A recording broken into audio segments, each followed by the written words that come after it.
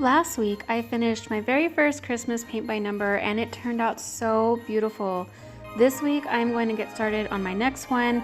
I will be painting at least 2 of these canvases this month, but first I would like to prep them all. Even though I'm only painting 2 of them, I'd still like to get them all ready. First, because they all come folded, I want to steam press them. I will be taking each one of them out at a time, making sure to save the paints in the example picture with the cheat sheet and put them back in their cellophane package so that they don't get mismatched. I just use a few spurts of water and I iron on the highest steam setting. You can use the spray button on your iron if it has one, but I like to control the spray using a water bottle. My iron spurts out a little bit too much water at a time. I like to flip my canvas over and I iron on the back side just in case, just to avoid smearing the numbers and the details of the image itself. This just helps get a smooth finish when you stretch your canvas onto the frame, and it removes any wrinkles and folded lines.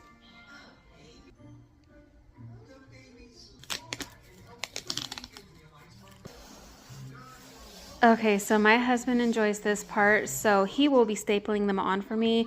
He has better control of it than I do anyway, so I'm gonna go ahead and let him do that. It does take a minute to figure out how to fit the canvas on properly so that the edges are equal on all sides, but please don't be too hard on yourself. If it's not centered perfectly, you can always paint on borders when your painting is done. In a pinch, I have also used glue to attach my canvases onto a canvas frame, but I feel like stapling is the best bet and it gets the job done so much better. But as we kept doing them, I figured out the best way to do it is by folding the edges along the lines on all sides, and then I found all of the corners. Then I measured a 1/4 inch above and outwards to create new corners, and this will help you to align your canvas on and then carefully pull the edges over and go ahead and staple them to the canvas and try to attach them as tightly as possible on all sides. Also, don't worry about the minor ridges or ripples. They won't even be noticeable once you paint over it. The last thing that I'm going to do is cover the whole canvas with Mod Podge. This will help prime the canvas, and it also helps add an extra layer for the paint to adhere to.